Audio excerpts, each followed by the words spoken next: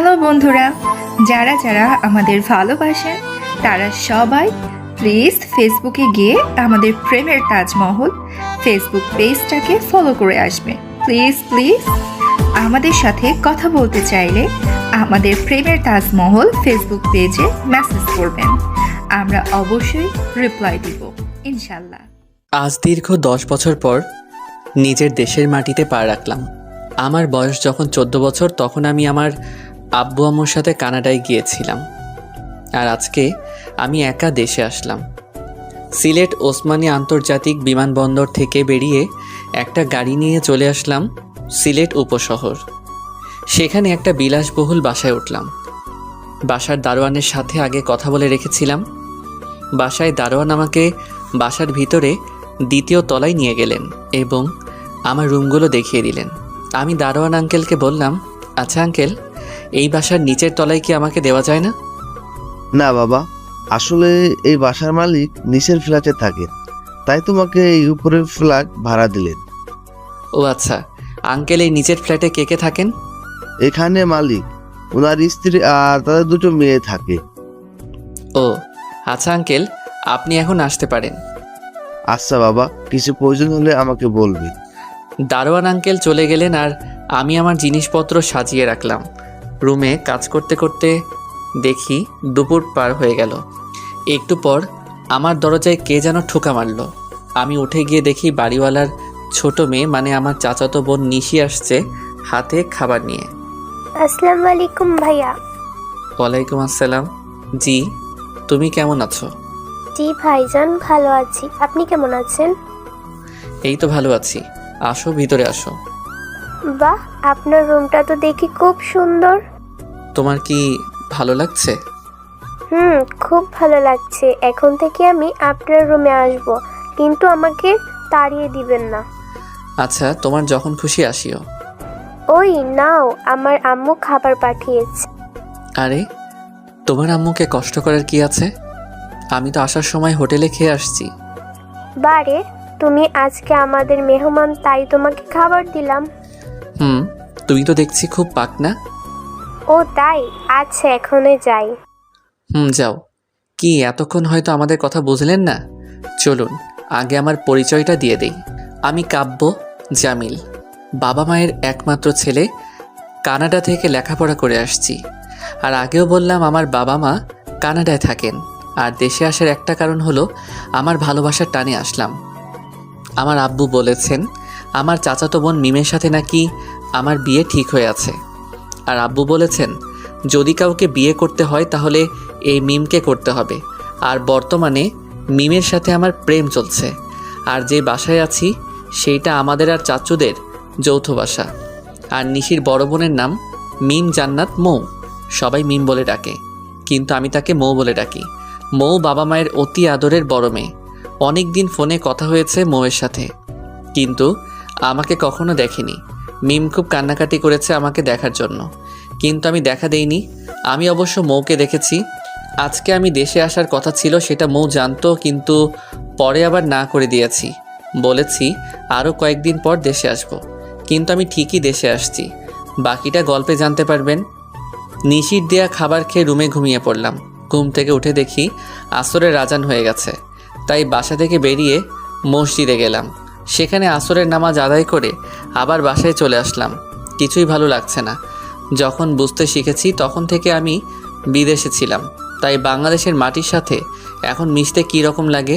কিন্তু আমার প্রিয়তমা মৌকে এখনও দেখতে পেলাম না, তাই মৌকে হোয়াটসঅ্যাপে ফোন দিলাম। মৌ ফোন ধরে বলতে লাগলো, আমায় কষ্ট দিতে তোমার খুব ভালো লাগে তাই না? আমি কোথায় তোমাকে কষ্ট দিলাম? তাহলে আজকে আসার কথা ছিল, আসলে না কেন? আর এখন একটা বার ভিডিও কলে আসো নাই, তোমাকে খুব দেখতে ইচ্ছে করছে। না, সেটা পারবো না। আরও কয়েকদিন অপেক্ষা করো, তারপর দেখবে আমি তোমার কাছে চলে আসছি। শুধু অপেক্ষা করা লাগে? সে 10টা বছর থেকে তোমাকে দেখিনি, আর তুমি একবারও আমাকে দেখা দিলে না। এসব কথা বন্ধ করবে নাকি কল কেটে দিব? এই না না, আর বলবে না। এখন বলো কি করছো? এই তো ছাদে বসে আছি। ও আচ্ছা, তাহলে পরে কথা হবে, বাই। এই শোনো, এই টোট টোট টোট করে দিলাম। যাই দেখে আসি মহারানী ছাদে কি করে। ছাদে চলে গেলাম। সেখানে গিয়ে ছাদের চারিপাশ খুব সুন্দর আর অনেক রকম ফুল গাছ লাগানো। ছাদের পশ্চিম পাশে দেখি মৌ একা দাঁড়িয়ে আছে, আকাশের দিকে তাকিয়ে কি যেন ভাবছে, আর চোখে হয়তো নোনা জলে টলমল করছে। মৌ আমাকে দেখেনি, তাই আমি ছাদের পূর্ব প্রান্তে চলে গেলাম। মৌকে এভাবে দেখে আমারও খুব কষ্ট লাগছে। বড্ড ইচ্ছা করছে আমার প্রিয়তমাকে বুকের সাথে জড়িয়ে ধরতে, কিন্তু না, তা করা যাবে না, না হলে সারপ্রাইজ থাকবে না। আমি এসব ভাবছি, তখন পিছন থেকে মৌ বলল, এই এখানে আপনি কে? কি বলবো ভেবে পাচ্ছি না। আমার ভাবার মাঝে আবারও বলল, কি হলো, কথা বলেন। আমি কিছু বলতে যাব, তখন নিশি চলে আসলো। আসলে আপু উনি খুব ভালো, আমাদের উপরের ফ্ল্যাট উনি ভাড়া নিয়েছেন। ও আচ্ছা, তা আপনার নাম কি? এই রে খাইছে ধরা, এখন নাম কি বলবো? যদি জামিল বলি তাহলে হয়তো চিনে যাবে। ধ্যাত, এদেশে কত জামিল আছে, কে কার নামে জানে। কি হলো, নামটা বলবেন না? জি, আমার নাম কাব্য জামিল। ও আচ্ছা, থাকেন, আমি গেলাম। আর ছাদে এসে কখনো আমার ফুলগুলো ছিঁড়বেন না। জি আচ্ছা। মৌ চলে গেল। নিশি আমার কাছে আসলো। ভাইয়া তুমি একা কেন? তোমার আব্বু আম্মু কোথায়? আরে বোন, আমার আম্মু আব্বু গ্রামে থাকেন। ও তাহলে এখানে কি করার জন্য আসলে? এখানে চাকরি করব তাই। ও আচ্ছা। আচ্ছা নিশি, তোমাকে একটা কথা বলি। ভাইয়া বলেন। এই ফুলের বাগানটা কার? একটা আপু লাগিয়েছে আমার এক ভাইয়ের জন্য। তোমার কি ভাইয়া আছে? আছে।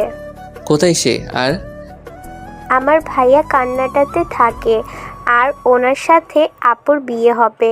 তাই আপু বলেছে ভাইয়া কি কয়েকদিনের মধ্যেই চলে আসবে, তাই আপু ফুল গাছগুলিকে খুব যত্ন করে রাখছে। ও আচ্ছা, এখন তুমি নিচে যাও, সন্ধ্যা হয়ে যাচ্ছে। যাচ্ছি। নিশি চলে গেল। আমিও ছাদ থেকে নেমে মাগরিবের নামাজ পড়তে চলে গেলাম।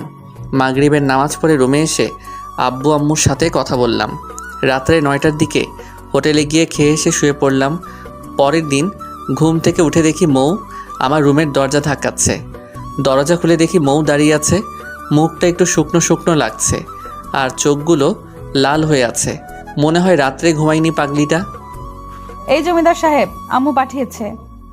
জি বলেন কি? আম্মু বলেছেন সকালের নাস্তা আমাদের বাসায় করবেন। জি ঠিক আছে। মৌ চলে গেল। ঘুম থেকে উঠে আজকে পাগলিটাকে দেখলাম। মনটা এখন খুব হালকা লাগছে। ওয়াশরুমে চলে গেলাম। সেখানে ফ্রেশ হয়ে কাপড় চোপড় পরে নিচে চাচ্চুর মানে মৌদের বাসায় চলে আসলাম। এখনও এখানে আসছি থেকে চাচ্চু আর ছোট আম্মুকে দেখিনি। মৌদের বাসায় চলে আসলাম। বাসার কলিং বেলটা টিপ দিতেই নিশে এসে দরজা খুলে দিল। ভাইয়া কেমন আছো? এই তো আলহামদুলিল্লাহ ভালো। তুমি কেমন আছো? ভালোই আছি। এসে ভিতরে এসো। ভিতরে ঢুকে দেখি ড্রয়িং রুমে ছোট আব্বু আর মৌ বসে আছেন। আসসালামু আলাইকুম চাচ্চু, বড় বলে ডাক দিলাম না। ওয়ালাইকুম আসসালাম। বাবা কেমন আছো? আলহামদুলিল্লাহ ভালো। আপনি কেমন আছেন? এই তো বাবা ভালোই আছি। কিচেন থেকে ছোট আম্মু আসলেন। আসসালামু আলাইকুম আন্টি। ছোট আম্মু বলে ডাক দিলাম না, যদি বুঝে যান। ওয়ালাইকুম আসসালাম। বাবা কেমন আছো? জি আন্টি আলহামদুলিল্লাহ ভালো। আপনি কেমন আছেন? এই তো বাবা ভালো আছি। তোমার আম্মু আব্বু কেমন আছেন? জি আলহামদুলিল্লাহ ভালো। আচ্ছা এখন এসো, সবাই নাস্তা করি। তারপর নাস্তা করতে টেবিলে বসলাম। ছোট আম্মু অনেক আদর যত্নে নাস্তা পরিবেশন করালেন। নাস্তা খাওয়ার সময় মৌকে দেখলাম অন্যমনস্ক। মৌয়ের চোখের দিকে তাকিয়ে এসব ভাবছি, তখন মৌও আমার চোখের দিকে তাকালো। চোখে চোখ পড়তে আমি আমার চোখটা নামিয়ে নিলাম। নাস্তা শেষ করে আমি আমার উপরে চলে গেলাম, আর ছোট আব্বু আর মৌ কলেজে চলে গেল, আর সাথে করে নিশিকে নিয়ে গেল। নিশিও এই কলেজের পাশের একটা স্কুলে 7ম শ্রেণীতে পড়ে। আর আপনাদেরকে আগে বলে রাখি, মৌ যে কলেজে পড়ে সেই কলেজের প্রিন্সিপাল হলেন ছোট আব্বু, মানে মৌয়ের বাবা।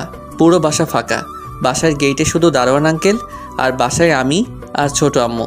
মনে মনে ভাবলাম ছোট আম্মুকে আমার পরিচয়টা দিয়ে দেই, কারণ এই ছোট আম্মু আমাকে ছোটবেলায় অনেক আদর যত্ন করেছেন।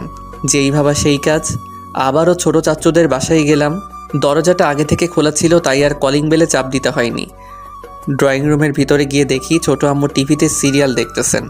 মেয়ে মানুষদের এই একটাই কাজ, তারা শুধু সিরিয়াল দেখতে ব্যস্ত থাকে। ছোট আম্মু আমাকে দেখে বললেন, কি বাবা, কোনো প্রয়োজন আছে? পায়ে ধরে সালাম করে বললাম, অনেক প্রয়োজন আছে, তাই তো দেশে আসলাম। মানে কিসের দেশ?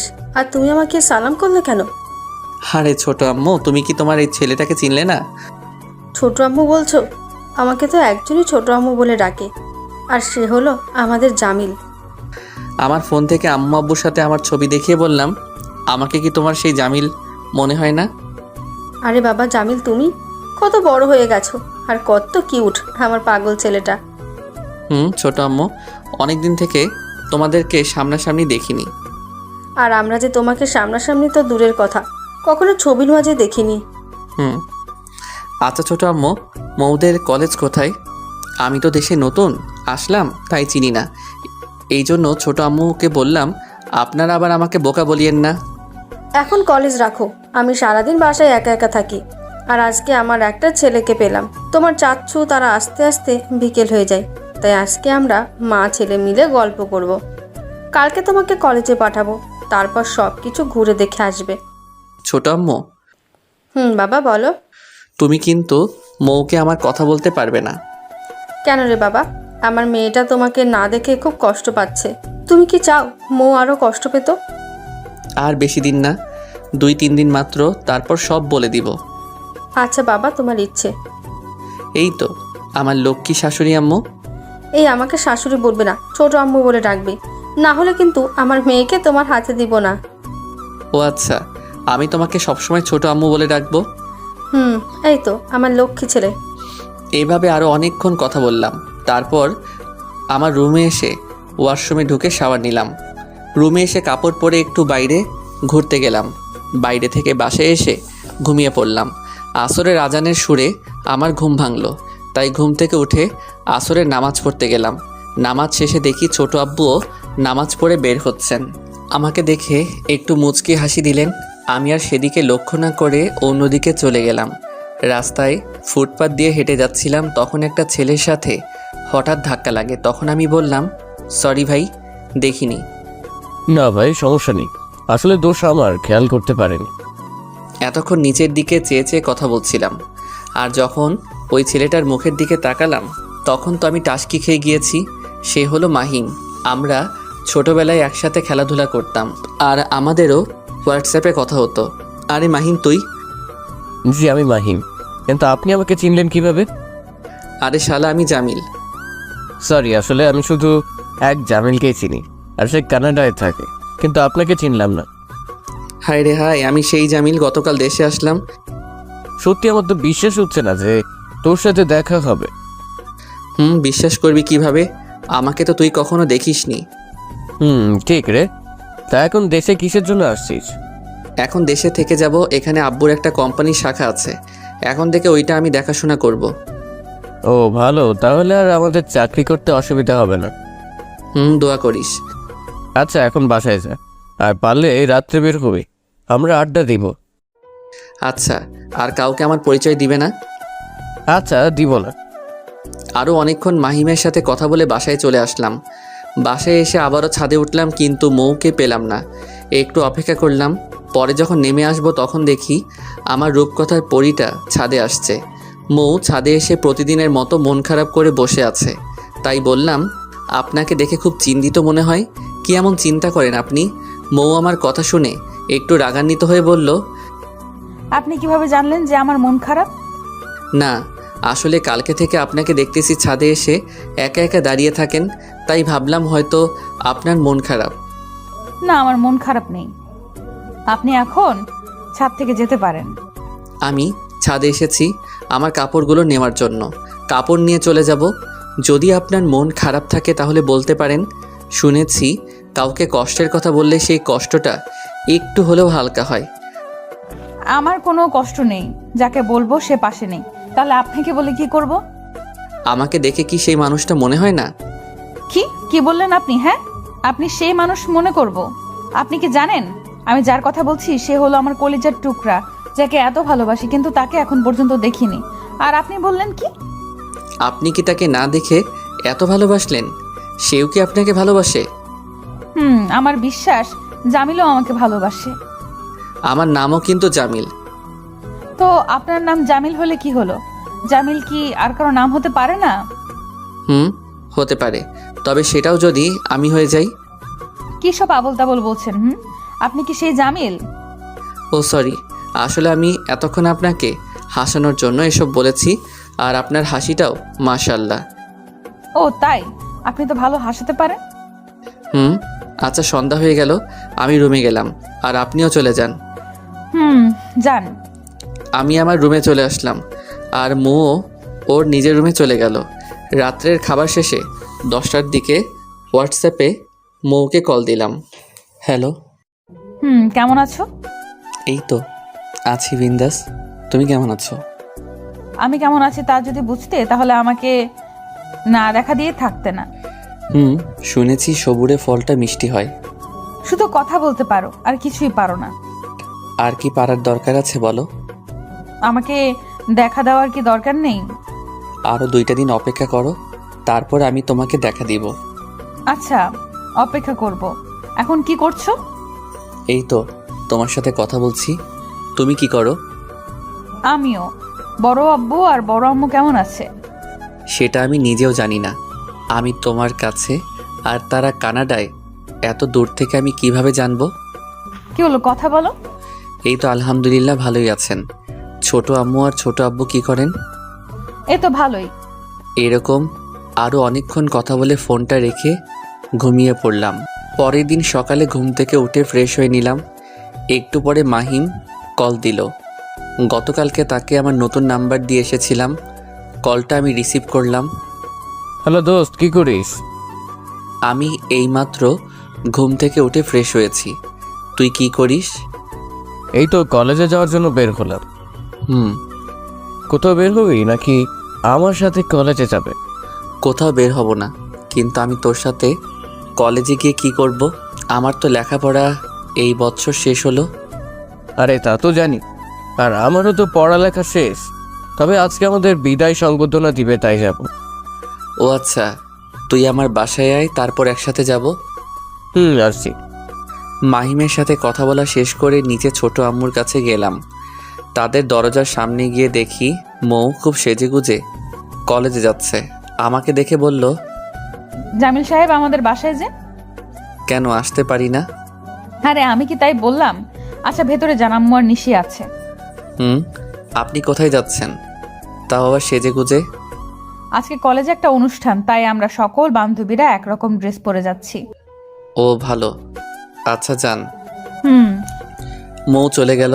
আমি ভিতরে ঢুকে গেলাম। ভিতরে গিয়ে দেখে নিশি ড্রয়িং রুমে টিভি দেখছে, আর ছোট আম্মু কিচেনে। ছোট আম্মুর কাছে গিয়ে গল্প করতে লাগলাম। তখন আবার মাহিম কল দিল। এই বন্ধু, আমি তোর বাসার নিচে। ও আচ্ছা, ভিতরে আয়। না রে, আমি যদি তোর কাছে যাই তাহলে তোকে তোর ছোট আম্মু আর ছোট আব্বু চিনে যাবে। আরে পাগল, বাসায় কেউ নেই, শুধু ছোট আম্মু আর নিশি। আর ছোট আম্মু আমাকে চিনেন। ও আচ্ছা, তাহলে আমি আসছি। মাহিম ছোট আম্মুদের বাসায় চলে আসলো। তারপর আমরা ছোট আম্মুর বাসায় একসাথে খেয়ে নিলাম। বের হলাম কলেজের উদ্দেশ্যে। আমি সাধারণ পোশাক পরে বের হইছি। আমাকে কেউ দেখলে মনে করবে আমি মধ্যবিত্ত পরিবারের ছেলে, আর মাহিম কিন্তু মধ্যবিত্ত পরিবারের একমাত্র ছেলে। 2 বন্ধু রিক্সা নিয়ে কলেজের গেটের সামনে গেলাম। সেখানে রিক্সা ভাড়া মিটিয়ে ভিতরে ঢুকছি। আমাকে সবাই অবাক হয়ে দেখছে। অবাক হওয়ারও কথা, কারণ এই কলেজে তারা আমাকে কোনোদিন দেখেনি, তাই এই প্রথম দেখলো। মাহিমদের অনুষ্ঠান শুরু হলো। খুব সুন্দরভাবে অনুষ্ঠান উপভোগ করছি। একটু পরে দেখি আমার ডান পাশে মৌ আর তারা কয়েকজন বান্ধবী। আমি আর চোখে মৌয়ের দিকে তাকাচ্ছি। বেশ কয়েকবার তাকানোর ফলে হঠাৎ করে মৌয়ের একটা বান্ধবী দেখে ফেলে যে আমি মৌয়ের দিকে তাকাচ্ছি। সেই মেয়েটা মৌকে কনুই দিয়ে ধাক্কা মারল, আর কানে কানে আমার কথা বলল। মৌ দেখে আমার দিকে তাকাচ্ছে, তাই আমি আবারও অনুষ্ঠান দেখায় মনোযোগ দিলাম। মৌ হয়তো ভাবছে আমি এখানে কিভাবে আসলাম। অনেকক্ষণ পর অনুষ্ঠান শেষ হলো। অনুষ্ঠান শেষে আরেক বিপদ দেখা দিল। কলেজের ক্যাম্পাসে মাহিমদের ব্যাচের একটা ছেলে মৌকে সকলের সামনে হাঁটু গেড়ে প্রপোজ করে বসলো। আমি এটা দেখে আমার মাথাটা কোনো মতে স্থির করে রাখলাম। মাহিমও ব্যাপারটি বুঝে গেল। মাহিমকে জিজ্ঞাসা করলাম ছেলেটার নাম কি। সে বলল, ছেলেটির নাম রকি। আমি মৌয়ের দিকে লক্ষ্য করে একটু কাছে গেলাম। কাছে যাওয়ার কারণ হলো যে মৌ কি বলে সেটা দেখব। রকি প্রপোজ করার পর মৌ বলল, দেখুন রকি ভাই, আমি আপনার সাথে প্রেম করতে পারবো না। কেন মৌ? আমি তোমাকে সেই 2টা বছর থেকে তোমার পিছে পিছে ঘুরছি, কিন্তু তুমি আমাকে পাত্তাই দাও না কেন? আমি কি আপনাকে বলেছি যে আমার পেছনে ঘুরতে? আমি এসব জানি না মৌ, আমি শুধু তোমাকেই ভালোবাসি। দেখুন রকি ভাই, আমি আপনাকে ভালোবাসতে পারবো না, আর আপনি আমার পথ ছাড়ুন। সবাই দেখছে। দেখুক সবাই, আজ বলতেই হবে। কেন তুমি আমাকে ভালোবাসো না বলো? চিৎকার করে লাভ নেই, আমার বিয়ে ঠিক হয়ে আছে, সুতরাং আমি আপনাকে ভালোবাসতে পারবো না। এটা আমি বিশ্বাস করি না। এতক্ষণ থেকে বোঝাচ্ছি, কথা কি আপনার কানে যায় না? মৌ রকিকে সজোরে 3টা থাপ্পড় দিল। আমি মৌয়ের থাপ্পড় দেখে খুব অবাক হলাম। মেয়েদের গায়ে এত শক্তি, তা আমার আগে জানা ছিল না। আমি আবারও তাদের কেলোকীর্তি দেখতে লাগলাম। এখানে যারা এসেছে সবাই মৌয়ের কাণ্ড দেখে অবাক। রকি বেচারা মার খেয়ে বলতে লাগলো, মৌ, আমাকে তুমি মারলে? এখন শুধু থাপ্পড় দিয়েছি, আমার সামনে থেকে যান, না হলে এখন জুতা পিটা করবো। রকি আর কোনো কথা না বলে মান সম্মান রক্ষার্থে গালে হাত দিয়ে মৌয়ের সামনে থেকে কেটে পড়ল। মৌও বাসার উদ্দেশ্যে চলে গেল। আমি মাহিমকে বললাম, দোস্ত, একটা শোরুমে যাব, চল। কিসের শোরুমে যাবে? আরে দোস্ত, একটা বাইক কিনবো, আয়। ও আচ্ছা, আয়। মাহিম আমাকে সিলেট জিন্দাবাজারের একটা শোরুমে নিয়ে আসলো। সেখানে অনেক রকমের বাইকের মডেল আছে। অনেকক্ষণ খুঁজে একটা বাইক বের করলাম, আর সেটা হলো ইয়ামাহা R15। বাইকটা খুব সুন্দর লাগলো, তাই কিনে ফেললাম। টাকাটা আমি ATM-এর মাধ্যমে দিয়ে দিলাম। 2 বন্ধু খুব খুশিতে নাচতে নাচতে মাহিমের বাসায় চলে আসলাম। মাহিম এতক্ষণ ড্রাইভিংয়ে ছিল, তাই সে নেমে গেল। আমাকে অবশ্য বলেছে তাদের বাসায় যেতে, কিন্তু আমি বললাম পরে একবার আসব। আমি বাইকটা নিয়ে আমাদের বাসায় চলে আসলাম। মৌ ছাদে ছিল, তাই দেখে ফেলছে, কিন্তু কিছু বলল না। আমার রুম যেহেতু উপরে, তাই বাইকটা উপরে নেওয়া যাবে না। তাই ছোট আম্মুকে বলে তাদের বাসার একটা রুমে রেখে আমি উপরে আমার রুমে চলে গেলাম। রুমে এসে ফ্রেশ হয়ে একটা ঘুম দিলাম। ঘুম থেকে উঠে দেখি 5:30 বেজে গেছে। তাই তাড়াতাড়ি ফ্রেশ হয়ে মাগরিবের নামাজে পড়তে মসজিদে চলে গেলাম। আজকে আর ছাদে যাইনি। এভাবে দেখতে দেখতে 3 দিন চলে গেল। আজকে মৌয়ের বান্ধবী মারিয়ার বিয়েতে সবাই যাবে। নিশি আর ছোট আব্বু ছোট আম্মু সবাই বিয়েতে যাবে। আসলে এখানে আমাদের সপরিবারের দাওয়াত আছে, কিন্তু আব্বু আম্মু দেশের বাইরে থাকার কারণে শুধু ছোট আব্বু তারা যাচ্ছেন। আর হ্যাঁ, মৌয়ের বান্ধবী হলেও মারিয়া কিন্তু আমাদের বংশের, মানে আমার বোন লাগে। তাই আজকে সকালে ঘুম থেকে উঠে বাইকটা নিয়ে বেরিয়ে পড়লাম একটা জুয়েলার্সের দোকানে। গত রাত্রে আব্বু ফোন করে বলে দিয়েছেন যেন আমি বিয়েতে যাই, আর যাওয়ার সময় মারিয়ার জন্য দামি একটা গিফট নিতে। তাই জুয়েলার্সের দোকানে আসলাম একটা নেকলেস নিতে। 2 লক্ষ টাকা দিয়ে একটা নেকলেস নিলাম, আর সেটা একটা নর্মাল প্যাকেজে ভরে নিলাম। আর উপহারের প্যাকেজের উপর হালকাভাবে আমার নামটা লিখে দিলাম, যে নামে আমাকে এখানকার সবাই চিনেন, জামিল আহমেদ। কাব্য জামিল হলো ছন্দ নাম। আরেকটা ফুলের দোকান থেকে ছোট্ট একটা গোলাপ কিনে নিলাম।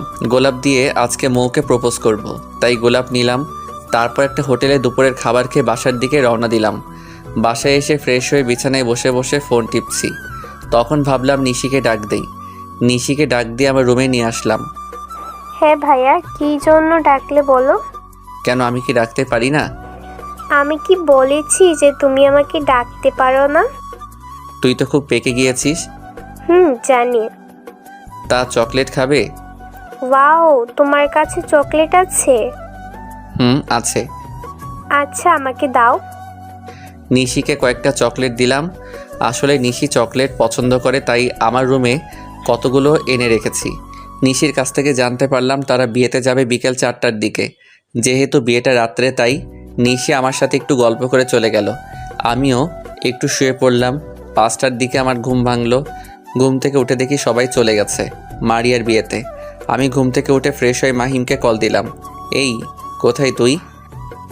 এই তো বাসায়। কেন? মারিয়ার বিয়েতে যাব, তুই তাড়াতাড়ি রেডি হয়ে আমার বাসায় চলে আয়। আচ্ছা তুই রেডি হয়ে নে, আমি আসছি। তাড়াতাড়ি আয়। আমিও রেডি হয়ে নিলাম। একটু পরে মাহিম চলে আসলো, তাই আমরা দুজন বাইকটা নিয়ে চলে গেলাম মারিয়াদের বাসায়।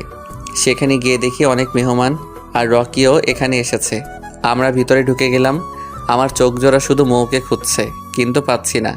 রাত 8টা হয়ে গেল, এখনও মৌকে দেখতে পেলাম না। একটু পরে নিশিকে দেখতে পেলাম। নিশিকে ডাক দিয়ে আমার কাছে নিয়ে আসলাম। এই নিশি, এদিকে এসো। ভাইয়া তুমি এখানে? আসলাম এখানে। ভালো করেছো। জানি তো। তোমার আব্বু আম্মু কোথায়? আব্বু আম্মু উপরে, আর আপু এই কোণের রুমে আছে। এই রে, আমি তাকে কি জিজ্ঞাসা করেছি? তার আপু কোথায় সেই তো নিজেই বলে দিল তার আপু কোণের রুমে। ও আচ্ছা, তাহলে যাও। যাচ্ছি। নিশি চলে গেল। আমি আর মাহিম কোণের রুমের কাছে চলে গেলাম। সেখানে গিয়ে দেখলাম কোণের রুম মানে মারিয়ার রুমে মেয়ে মানুষ ভরা, তাই আর ভিতরে ঢুকিনি। রাত্রে 10টার দিকে মারিয়াকে বরের সাথে স্টেজে তোলা হলো, কিন্তু মৌকে দেখতে পেলাম না। আর বাকি সবাই আছে। আমি মৌকে খুঁজছি, কিন্তু পাচ্ছি না। আমি আর মাহিম আবারও মারিয়ার রুমের দরজার কাছে চলে গেলাম। সেখানে গিয়ে যা দেখলাম তা দেখে আমার মাথা চক্কর দিতে শুরু করলো। মৌ আর রকি দুজনই একটি রুমে। রকি আবারও মৌকে প্রপোজ করেছে, কিন্তু মৌ রাজি হয়নি। মৌ রকিকে বলল, দেখুন ভাই, আমি আগেও বলছি এখনো বলছি, আমি আপনাকে ভালোবাসতে পারবো না, কারণ আমার বিয়ে ঠিক হয়ে আছে আর আমিও জামিলকে খুব ভালোবাসি। আমি 2টা বছর ধরে ভালোবাসি। আমার ভালোবাসা তোমার কাছে প্রকাশ করলাম, আর তুমি যাকে কোনোদিন দেখোনি তাকেই তুমি ভালোবাসো? হ্যাঁ ভালোবাসি, এখন আমাকে যেতে দাও। সত্যি কি তুমি আমাকে ভালোবাসবে না? না, বাসবো না। তাহলে আমি কিন্তু তোমাকে ভালোবাসার জন্য জোর করতে বাধ্য হব মৌ। কি করবে তুমি? প্রয়োজন হলে তোমার গায়ে হাত দিব। রকির এ কথা শুনে আমার মাথায় যেন আসমান থেকে বাজ পড়ল। আবারও তাদের কথায় মনোযোগ দিলাম। কি? তোমার তো সাহস কম না, তুমি আমার সাথে অসভ্যতা করবে? প্রয়োজন হলে তাও করব। রকির এ কথা শুনে আমি আর মাহিম মারিয়ার রুমের ভিতরে ঢুকে গেলাম। আর আমি রকিকে উদ্দেশ্য করে বলতে লাগলাম, বাহ রকি সাহেব, বাহ, এটাই কি আপনার ভালোবাসা? একজন মানুষ যখন আপনাকে ভালোবাসে না, তাহলে এখানে জোর করার কি আছে? আমার কথা শুনে মৌ আমার দিকে চেয়ে থাকলো। মনে হয় মৌ খুব অবাক হয়েছে আমাকে দেখে। রকি আমার কথা শুনে আমাদের দিকে চেয়ে বলল, কে রে তুই? আমি কিন্তু তোকে আপনি করে কথা বলেছি, আর তুই আমাকে তুই করে বললি। তাহলে চল আমিও তোকে তুই করে বলি। আমি কিন্তু তোর দুলাভাই হই। কি? তুই দুলাভাই মানে? এই মাহিম, এই ছেলেটা কে রে? রকি আর মাহিম তারা কলেজের পরিচিত। এই যে বললো না তোর দুলাভাই। শালা তুইও এইটার সাথে? আমিও এটার সাথে। তুই মেয়েকে বিরক্ত করছিস কেন? একে বিরক্ত করলে তোর কি? মেয়েটা আমার বন্ধুর বউ হবে, তাই ভাবি হবে আর কি। কি বললি? তখন আবার আমি বললাম, কি দিয়ে তোর লাভ নাই, এখান থেকে ভাগ। আমরা কথাবার্তা বলছিলাম, তখন ছোট আম্মু মারিয়ার রুমে মানে আমাদের কাছে আসলেন, কিন্তু আমাকে খেয়াল করেননি। তিনি এসে মৌকে উদ্দেশ্য করে বললেন, এই তোর কি কোনো কাণ্ডজ্ঞান নেই? সে কখন থেকে মারিয়াকে স্টেজে নেওয়া হলো, কিন্তু তোকে সারা বাড়ি খুঁজে বেড়াচ্ছি, পাচ্ছি না।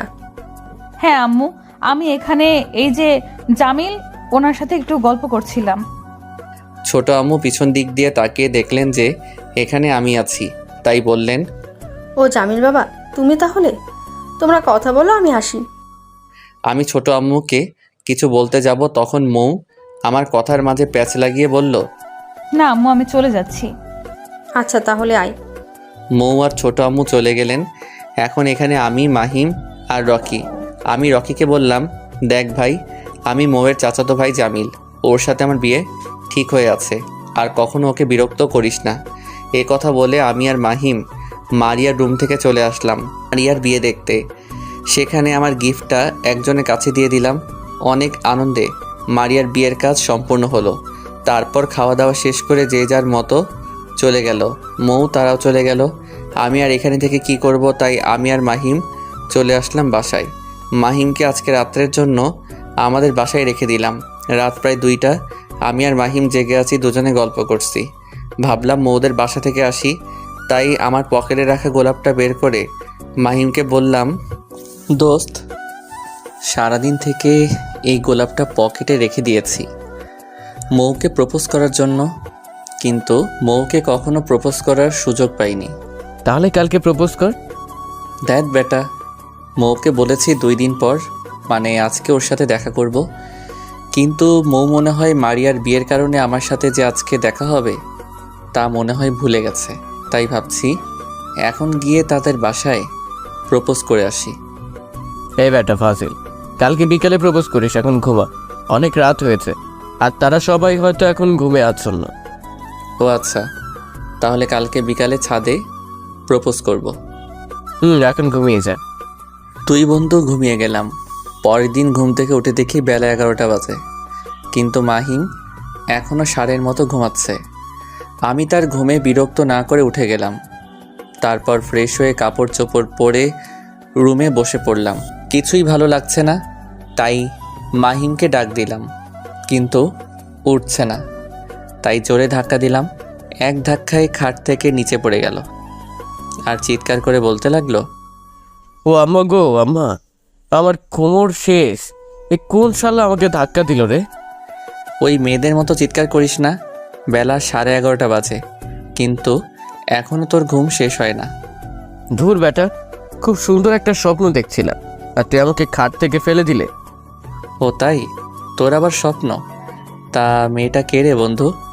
শুধু মেয়ে নিয়ে মানুষ স্বপ্ন দেখে নাকি? সরে যাওয়ার সামনে থেকে।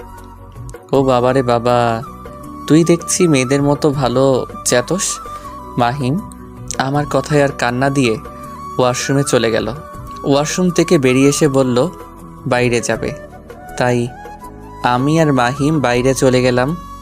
সেখানে গিয়ে 2 বন্ধু নাস্তা শেষ করে মাহিমকে তার বাসায় নামিয়ে দিয়ে জোহরের নামাজ পড়ে আমি আবার আমার বাসায় চলে আসলাম। বাসায় এসে আব্বু ফোন করে বললেন আগামীকাল থেকে আমি যেন আমাদের কোম্পানিতে এমডি হয়ে যাই।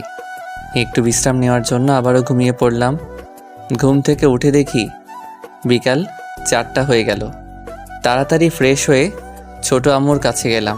ছোট আম্মু, মৌ কোথায়? মৌ মনে হয় ছাদে গেছে। কিন্তু কেন বাবা? আরে না, ওই যে বলে দিব আমি সেই জামিল। ও আচ্ছা, আর আরেকটা কথা শোনো জামিল। হ্যাঁ ছোট আম্মু বলো। আসলে আমি তোমার ছোট আব্বুকে বলে দিয়েছি যে তুমি আমাদের সেই জামিল। ও তাহলে মৌ কি জানে? না বাবা, মৌ জানে না। আচ্ছা ছোট আম্মু, আমি গেলাম। আমি আবারও আমার রুমে চলে আসলাম। সেখান থেকে গোলাপ ফুলটা নিয়ে ছাদে উঠে গেলাম। ছাদের এক কোণে মৌ বসে বসে ফোন টিপছে, আর আমি কিছু না বলে বিপরীত প্রান্তে দাঁড়িয়ে রইলাম। আজকে আমার মনের রানীকে খুব সুন্দর লাগছে, যে ভাষায় প্রকাশ করা যাবে না। আমি হালকা একটা কাশি দিলাম। আমার কাশির শব্দ শুনে মৌ পিছনে ফিরে আমাকে দেখে বলল, আরে জামিল সাহেব, আপনি আবার কখন ছাদে আসলেন? এই তো সবে আসলাম। তা কি করেন ছাদে বসে?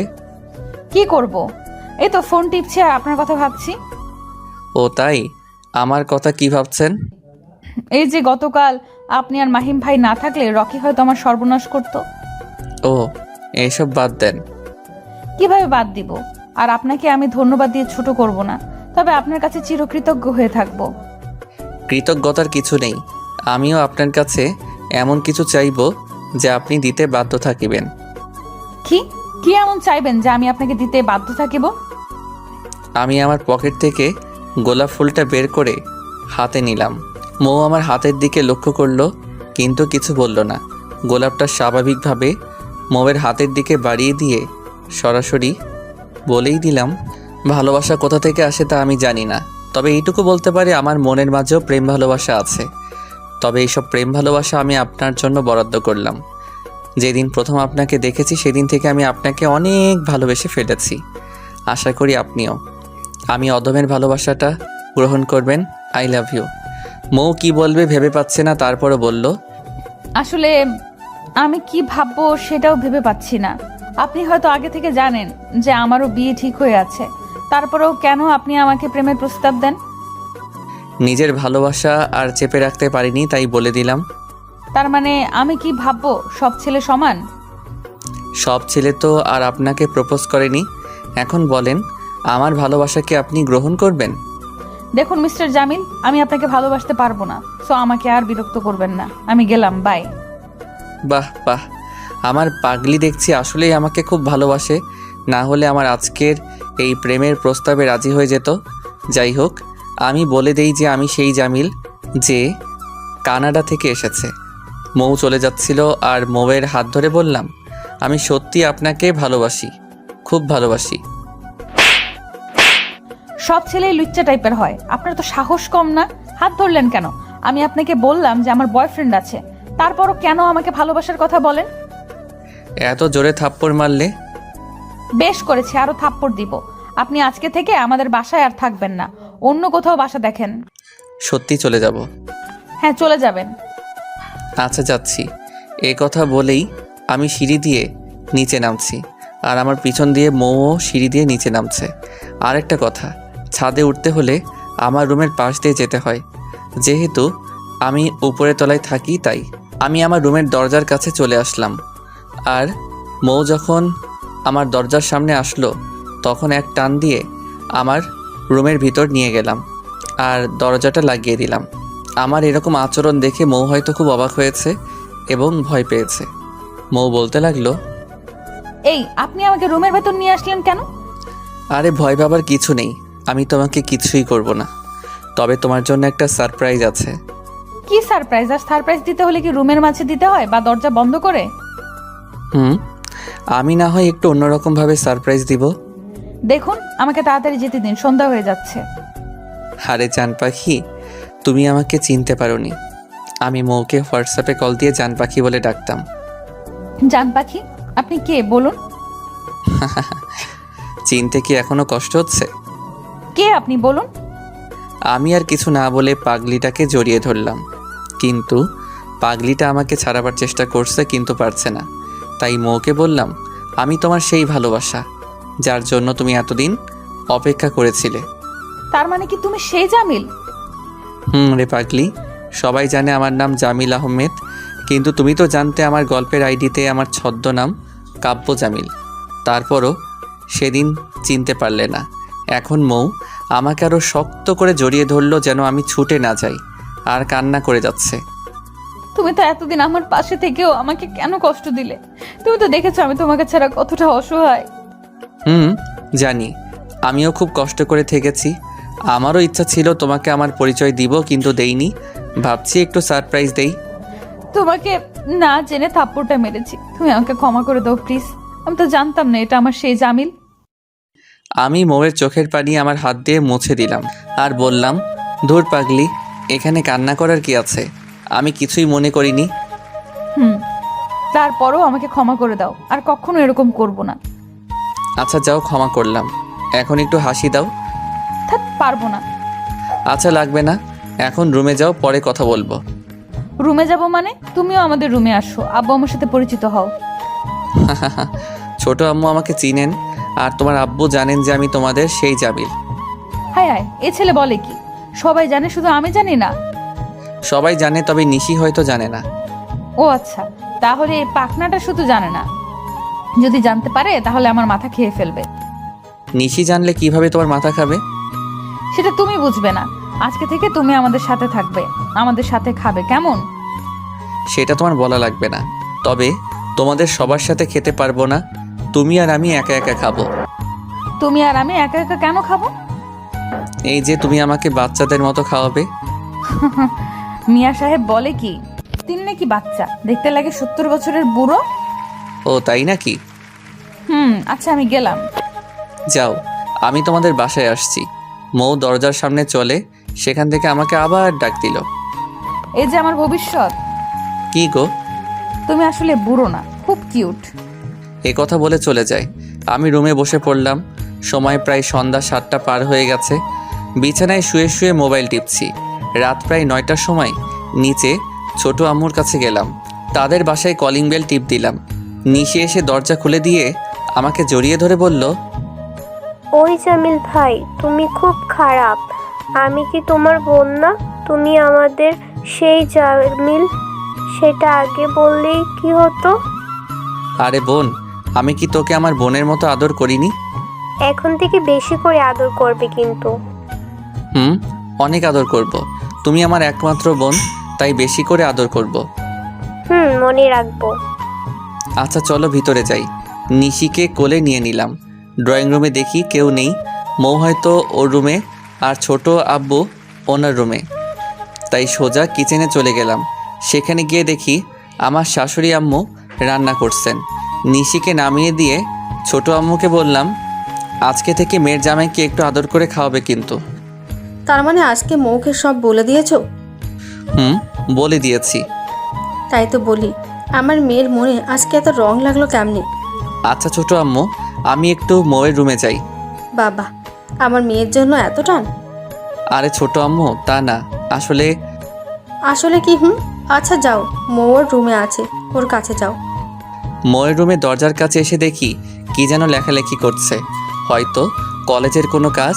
তাই আমি দরজায় একটা টোকা দিলাম, আর মৌ দরজার দিকে চেয়ে আমাকে দেখলো। তখন আমি বললাম, ম্যাডাম একটু ভিতরে আসতে পারি? আমার রুমে তোমার যখন খুশি আসবা, এতে বলার কি আছে? আরে তারপর একটা মেয়ে মানুষের রুমে না বলে আসাটা কেমন দেখায় না? আমি একটা মেয়ে মানুষ না, আমি তোমার হবু স্ত্রী আর এখন প্রেমিকা। ও তাই? তাই। আচ্ছা এসব বাদ দিয়ে এখানে এসে বসো। না, বসবো না, এখনই আমার রুমে চলে যাব। কেন? আরে বাবা, ছোট আব্বু শুনলে রাগ করবে, বলবে তোমার রুমে আমি কি করি। হায় আল্লাহ, এ ছেলে কয় কি? চুপচাপ এখানে বসো, আমি তোমার জন্য কফি নিয়ে আসছি। এই আমি কফি খাবো না, চা নিয়ে আসো। আচ্ছা চা নিয়েই আসবো। মৌ চা আনতে কিচেনে চলে গেল, আর আমি মৌয়ের রুম পরিদর্শন করছি। রুমটা খুব গোছানো। হঠাৎ বইয়ের সেলফি একটা ডায়েরি দেখতে পেলাম, তাই এটা হাতে নিয়ে পড়তে চাইলাম, কিন্তু পরক্ষণেই ভাবলাম আরেকজনের লেখা ডায়েরি পড়া ঠিক না। ডায়েরিটা হাতে নিয়ে এসব ভাবছি পড়বো কিনা রেখে দিব, কিন্তু ততক্ষণে মৌ 2 কাপ চা নিয়ে চলে আসছে। সমস্যা নেই, ডায়েরি তোমাকে নিয়েই লিখেছি, চাইলে পড়তে পারো। ও তুমি দেখে ফেলছো? কেন, দেখলে কি সমস্যা? নাকি চুরি করতে চাইছিলে? দেখলে তো সমস্যা, আমি কিন্তু চুরি করতে চাইছিলাম। আচ্ছা তোমার যা ইচ্ছা করিও, এখন চা খাও, ঠান্ডা হয়ে যাচ্ছে। খাচ্ছি। দুজন মিলে চা খাচ্ছি আর গল্প করছিলাম, কিন্তু আমি মৌয়ের চায়ের কাপ খাবো, তাই মৌকে বললাম, এই তোমার পিছনের দেয়ালে ওইটা কি? মৌ পিছনে ফিরে তাকালো, আর আমি সাথে সাথে আমার চায়ের কাপ ওর জায়গায় দিয়ে দিলাম, আর ওর চায়ের কাপ আমি নিয়ে নিলাম। কই পিছনে কি? ও এখানে কি ছিল? মনে হয় আমি ভুল দেখেছি। মিথ্যা বলার জায়গা পাও না? আমাকে বললেই তো হতো, আমার চায়ের কাপ তোমাকে দিয়ে দিতাম আর তোমার চাটা আমি নিয়ে নিতাম। ও তাহলে তুমি বুঝে গেছো? বুঝবো না, এখন তোমার সব কিছুই আমার বুঝতে হবে। বেশ কতক্ষণ মৌয়ের সাথে গল্প করলাম, তারপর তাদের সেখানে রাত্রের খাবার খেয়ে আমার রুমে চলে গেলাম। রাত অনেক হয়েছে, তাই ঘুমিয়ে পড়লাম। পরের দিনকে দরজায় ধাক্কা দিল, তাই ঘুম থেকে উঠে দরজা খুলে দেখি মৌ দাঁড়িয়ে আছে। মৌ আমাকে বলল, বেলা বাজে 11টা আর জমিদার সাহেব এখনো ঘুমাচ্ছেন। এত সকাল আর তুমি বলছো 11টা? তাহলে ঘড়ির দিকে তাকিয়ে দেখো। আমি ঘড়ির দিকে তাকিয়ে দেখে 11টা হয়ে গেছে, তাই বললাম 11টা হয়ে গেছে, তাতে কি হয়েছে? কেন, বড় আপু যে বললেন আজকে থেকে তুমি অফিসে যাবে। ও শিট, সে কথা আমার মনে ছিল না। তুমি একটু বসো, আমি তাড়াতাড়ি ফ্রেশ হয়ে আসছি। মৌকে আমার রুমে রেখে ওয়াশরুমে চলে গেলাম। সেখানে গোসল করে কাপড় চোপড় পরে বেরিয়ে আসলাম। মৌ আমার দিকে চেয়ে চেয়ে বলল, বাহ, আমার জানটাকে তো আজকে খুব সুন্দর লাগছে। মৌয়ের কথায় খুব লজ্জায় পড়ে গেলাম, যেহেতু লজ্জাটা বেশি মেয়েদের ভূষণ। এই প্রথমবার মৌ আমাকে বলল খুব সুন্দর লাগছে। ও তাই? আর তোমাকে যে একটা অপরূপ সৌন্দর্যের পরি লাগে সেটা কি জানো? থাক, পাম মারিও না, আমি গেলাম। এই মৌ শোনো। কি? তুমি আমার সাথে আমাদের অফিসে যাবে। মৌ আগে থেকে আমাদের সেই অফিসটা চিনে, কারণ আগে ছোট আব্বু এই অফিসের বস ছিলেন, তাই আর ওনার সাথে মৌ প্রায় যেত। আমি কেন যাব? তুমি কি চিনো না? ও তুমি তো সত্যিই চিনো না গো। আমি চিনি না, তাই বললাম। আচ্ছা তুমি একটু অপেক্ষা করো, আমি আসছি। আচ্ছা তাড়াতাড়ি আসো। মৌ নিচে ওর রুমে চলে গেল, আর আমি বসে বসে ফোন টিপছি। একটু পর মৌ একটা মিষ্টি কালার ড্রেস আর হিজাব পরে আসলো। আমি তাকে দেখে একটু মুচকে হাসি দিলাম, আর মৌ সেটা লক্ষ্য করলো। কি এভাবে হাসলে, কারণ কি? না কিছু না, এমনিতে হাসি দিলাম। সত্যি করে বলো, না হলে আমি তোমার সাথে অফিস যাব না। আসলে তোমাকে খুব সুন্দর দেখাচ্ছে, তাই একটু হাসি দিলাম। ও তাই? সত্যিই আমাকে আজকে সুন্দর দেখাচ্ছে? না, শুধু আজকে সুন্দর দেখাচ্ছে না, বরং প্রতিদিন তোমাকে সুন্দর লাগে। ইচ্ছা করে? কি ইচ্ছে করে? না কিছু না। আরে বলো না শুনি। আরে তাড়াতাড়ি চলো, দেরি হয়ে যাচ্ছে। আচ্ছা চলো। আর এই নাও গাড়ির চাবি। গাড়ি চাবি দিয়ে কি করব? তাহলে যাবে কিভাবে? আরে আমার বাইকে যাব। ও সরি, তোমার বাইকের কথা আমার মনে নেই। আমার খুব ইচ্ছে তোমার বাইকের পিছনে বসবো। আসো তাহলে, কিন্তু একটা কথা, পিছন থেকে জড়িয়ে ধরতে হবে। সেটা তোমারে বলা লাগবে না, কেন বলা লাগবে না শুনি? কারণ সেটা আমি আগে থেকে ভেবে রেখেছি যে তুমি যেদিন গাড়ি চালাবে বা এমনি তো আমি তোমাকে জড়িয়ে ধরবো। ও তাই বলো। আচ্ছা এখন চলো অফিসে, এমনিতেও দেরি হয়ে যাচ্ছে। আচ্ছা, আমার বাইকটা নিয়ে অফিসের দিকে যাচ্ছি। মৌ আমাকে খুব শক্ত করে জড়িয়ে ধরেছে। আমি পথ চিনি না, তাই মৌ আমাকে যেদিকে দেখিয়ে দিচ্ছে আমিও সেদিকেই যাচ্ছি। অবশেষে আমি অফিসে চলে আসলাম। অফিসের সামনে এসে দেখি সকল স্টাফ অফিসের দরজার সামনে লাইন ধরে দাঁড়িয়ে আছেন, কিন্তু এখানকার ম্যানেজার সাহেবকে দেখতে পেলাম না। তাই মৌকে বললাম, এখানে ম্যানেজার কোথায়? এখানের ম্যানেজার চলে গেছে, তুমি নতুন একজন নিয়োগ দিবে। ও আচ্ছা। সেখানকার দায়িত্বশীল একজন কর্মচারী আমার কাছে আসলেন। আসসালামু আলাইকুম স্যার, আমি রাফি। ওয়ালাইকুম আসসালাম। কেমন আছেন রাফি সাহেব? আলহামদুলিল্লাহ স্যার, ভালো আছি। আপনি কেমন আছেন? এই তো আছি আলহামদুলিল্লাহ। আসেন স্যার, ভিতর আসেন আর তাদের সাথে পরিচিত হন। একে একে সবার সাথে পরিচিত হলাম। তারপর আমার কেবিনে আমি আর মৌ ঢুকে গেলাম। আমি কেবিনে ঢোকার সাথে সাথে মৌ গিয়ে আমার চেয়ারে বসে পড়ল। আমি একটু অবাক হলাম, তাই বললাম, তুমি দেখি কোনো কথা না বলে এখানে গিয়ে বসে পড়লে। বারে, আমি এখানে নতুন বসি নাই, আমিও এখানের বস ছিলাম। আর তুমি আসায় আমার সব মাটি হয়ে গেল, তাই শেষবারের মতো আরো একবার বসে পড়লাম। ও, তুমি কিভাবে এখানকার বস ছিলে? আরে আগে এখানে আব্বু বস হিসেবে ছিল, এটা কি জানো না? হ্যাঁ জানি তো। আর আব্বু কলেজে সময় দিত, তাই আমি সবসময় এখানেই আসতাম। ও তাহলে ভালোই করেছো। আমার যেদিন ভালো না লাগবে সেদিন তুমি এখানে আসবে। না গো জানু, অফিসে যে কাজের কত চাপ তা এখন হারে হারে টের পাবে। সেটা আমি দেখে নিব।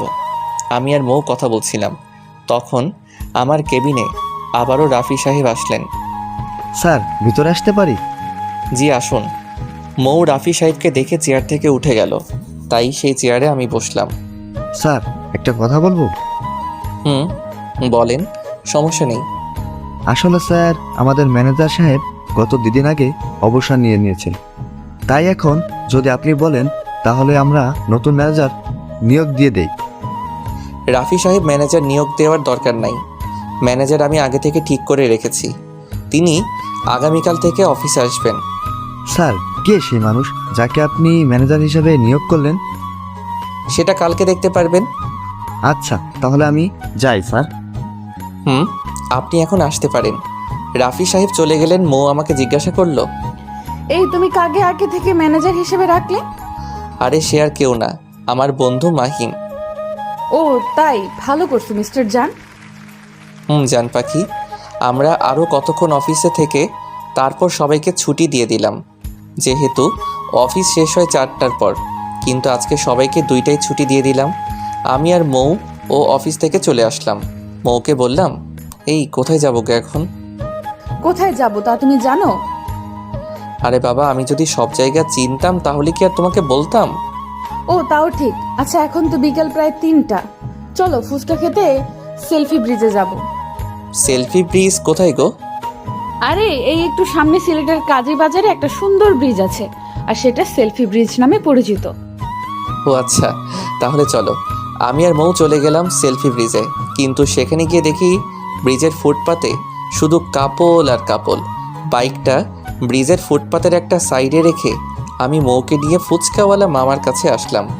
মৌ ফুচকাওয়ালা মামাকে বলল, মামা 2 প্লেট ফুচকা দিন। এই তুমি 2 প্লেট ফুচকা খাবে, আমি কিন্তু এইসব আজাইরা খাবার খাই না। কেন খাবে না? কেন? আবার আমি জীবনে এসব খাইনি, তাই খাবো না। জীবনে খাও নাই তো কি হয়েছে, আজকে থেকে খাবে। না, আমি খাবো না, পেট খারাপ করবে। আরে জান পাখি, কিছুই হবে না, প্লিজ আজকে না হয় আমার সাথে খেয়ে ফেলো। আরে ফুচকা আমি খাবো না বললাম তো। ও আচ্ছা, তাহলে আমিও খাবো না। এ কথা বলে মৌ চলে যাচ্ছে। আমি এক টান মেরে বুকের মাঝে নিয়ে আসলাম। আচ্ছা খাবো। না, খেতে হবে না, চলো বাসায় যাই। আরে বাবা বললাম তো খাবো, এতে এত রাগ করার আর কি আছে? তো কি করব, তোমাকে কত করে বললাম আর তুমি বলো খাবে না। আচ্ছা আর কখনো না করব না। মনে থাকা জানো। আরে জান পাখি মনে থাকবে। যাই হোক, দুজন মিলে ফুচকা খেলাম।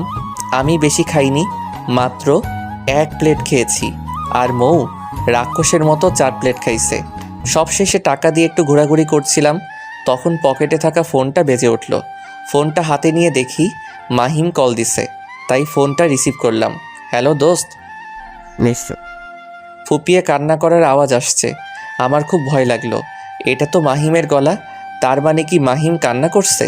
আমি আবারও বললাম, এই মাহিম কথা বল। নিশ্চয়। এই কথা বল, কি হয়েছে তোর? আরে বন্ধু, একটা সমস্যা হয়েছে। কেন, তোর কিছু হয়েছে? না, আমার কিছু হয় নাই, তুই আমার সাথে দেখা কর, তারপর তোকে সব কিছু বলছি। আচ্ছা তুই এখন কোথায়? আমি এখন বন্দর বাজার কোর্ট পয়েন্টে আছি। আচ্ছা তুই 10 মিনিট অপেক্ষা কর, আমি আসছি। আচ্ছা আয়।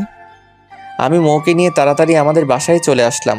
মৌ আমাকে জিজ্ঞাসা করেছিল কি হয়েছে। আমি বললাম জানি না কি হয়েছে, তবে গিয়ে দেখি কি হলো। মৌকে বাসার গেটে রেখে আমি মাহিমের কাছে চলে গেলাম। সেখানে গিয়ে দেখি মাহিম একা একা দাঁড়িয়ে আছে। আমি ছুটে তার কাছে গেলাম, তারপর জিজ্ঞাসা করলাম, এই পাগলি, কান্না করে তো দেখছি চোখ মুখ লাল করে ফেলেছিস, কি হয়েছে আমাকে বল। তুই তো জানিস আমি জারিনকে ভালোবাসি। মাহিম জারিন নামে একটা মেয়েকে খুব ভালোবাসে, কিন্তু আমি এখনও মেয়েটাকে দেখিনি। তবে মাহিমের কাছে শুনেছি মেয়েটা অনেক সুন্দর আর বড়লোক বাবার মেয়ে। জানি তো, এতে কান্না করার কি আছে? প্রায় 4 বছরের সম্পর্ক আমাদের, কিন্তু আজকে জারিনের বাবা আমাকে তাদের বাসায় যেতে বললেন। আমি গেলাম, মনে করেছিলাম হয়তো আমাদেরকে একত্র করে দিবেন, কিন্তু তিনি বললেন ওনার মেয়েকে যেন ভুলে যাই। কেন কেন জারিনের বাবা এমন কথা বললেন কেন? আমি মধ্যবিত্ত পরিবারের ছেলে, তাও আবার চাকরি করি না, তাই ওনার মেয়েকে উনি আর একটা চাকরিওয়ালা ছেলের সাথে বিয়ে দিয়ে দেবেন, আর বলেছেন সেই ছেলে মাসে 30,000 টাকা বেতন পায়। ও এই কথা, তাহলে জারিন কি বলল? জানেন কি বলবে, ওর বাবার মুখের উপর আর কোনো কথা বলতে পারিনি, কিন্তু পরে আমাকে ফোন করে অনেক কান্নাকাটি করলো আর বলল একটা ছোটোখাটো চাকরি যেন তাড়াতাড়ি ম্যানেজ করতে পারি। ও তাহলে জারিন সেই ছেলেকে বিয়ে করতে রাজি নয়, তাই না? তাই। পাগলিটাও আমাকে খুব বেশি ভালোবাসে। আচ্ছা তাহলে এখন চল, আর তোর জন্য একটা ভালো সুখবর আছে। আমার আর সুখবর দিয়ে কী হবে, যা ইচ্ছে ছিল তা তো আর পূর্ণ হবে না। ধুর পাগল, আমি আছি না, কালকে সকাল 10টায় বাসায় থাকবে। আমি এসে তোকে এক জায়গায় নিয়ে যাব, আর বিকাল 4টায় জারিনদের বাসায় যাব। কেন, 10টার সময় কোথায় যাবে? সেটা কালকে দেখিস কোথায় যাই।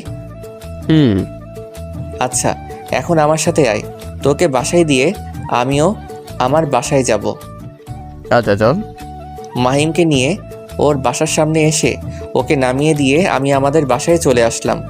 বাসায় আসতে আসতে রাত 8টা বেজে গেছে। তারপর খাওয়া দাওয়া করে আমি আমার রুমে চলে আসলাম। রুমে এসে শুয়ে পড়লাম। একটু পর মৌ আমার রুমে আসলো। আমি মৌকে দেখে শোয়া থেকে উঠে বললাম, তুমি এত রাতে আমার রুমে? আসলাম, কেন কোনো সমস্যা? অনেক সমস্যা। তাড়াতাড়ি তুমি আমার রুম থেকে যাও, না হলে আমি ছোট আব্বুকে বলে দিব। বলো, সমস্যা নেই, আমি আজকে তোমার কাছেই থাকবো। হাই আল্লাহ, মেয়ে বলে কি, কত বড় কথা, তুমি আমার কাছে থাকবে? কেন, থাকলে কি হয়? তুই যাবে না কি না বলো। আরে বাবা, আসলাম তোমাকে একটা খবর দিতে। কি খবর বলো? বড় আব্বু কল করে আব্বুকে বলেছেন আগামী সপ্তাহের মধ্যে আমাদের বিয়ে দিয়ে দিবেন। ও এত তাড়াতাড়ি? কিন্তু আম্মু আব্বু কানাডা থেকে না আসলে যে আমি বিয়ে করব না। আরে পাগল, তারা আসবেন আগামী পরশুদিন সকালের ফ্লাইটে তারা আসছেন। ও তাহলে ভালোই হলো। হুম। আচ্ছা এখন যাও। আরে বাবা যাচ্ছি, আর মাত্র কয়েকটা দিন, তারপর দেখবে এই মৌ কি জিনিস। এই জামিলও কি জিনিস তা দেখাবো বাসর ঘরে। বাসর ঘর লাগবে না, এখন কি করবে করো। হ্যাঁ সত্যি করব। সত্যি বলছি। এতক্ষণ আমি খাটের মধ্যে বসেছিলাম আর মৌ দাঁড়িয়েছিল, তাই এখন আমি খাট থেকে উঠে মৌয়ের কাছে গেলাম। আচ্ছা এখানে না, বাইরে আসো। বাইরে অনেক ঠান্ডা, এখানেই করো। বেশি কিছু না, একটা কিস মাত্র। ও তাই, তাহলে তো বাইরে আসতে হবে। আচ্ছা বাইরে এসো। মৌ সামনে আর আমি মৌয়ের পিছন দিয়ে রুম থেকে বাইরে বের হচ্ছি। যখন মৌ রুমের বাইরে গেল তখন আমি ভিতর থেকে ঠাস করে দরজাটা লাগিয়ে দিলাম। এবার ইচ্ছা মতো কিস করো যাও। কুত্তা বিড়াল, সাদা বিড়াল, কালা বিড়াল, দরজা খুলবে এটা। বাহ বাহ, তুমি তো খুব ভালো বকা দিতে পারো। একবার দরজা খুল, তারপর দেখবে কি করি। দরজা খোলার জন্য তো আর লাগাইনি। মনে থাকে জানো, কালকে দেখে নিব। আচ্ছা দেখা যাবে। দেখা যাবে। বেটা সাদা বিড়াল, আমি গেলাম। মৌ চলে গেল আর ওর বকা শুনে আমার খুব হাসি পাচ্ছে। আমাকে কোনোদিন তুই করে কথা বলেনি আর আজকে অনেক বকা দিল। আসলে যে যাকে সত্যিকারে ভালোবাসে সে তাকে অনেক বকাঝকা করে, আবার দিন শেষে এক হয়ে যায়। আমি খাটে গিয়ে শুয়ে পড়লাম। পরের দিন ঘুম থেকে উঠে তাড়াতাড়ি অফিসে যাওয়ার জন্য রেডি হচ্ছি, তখন মাহিম কল দিল। হ্যালো দোস্ত।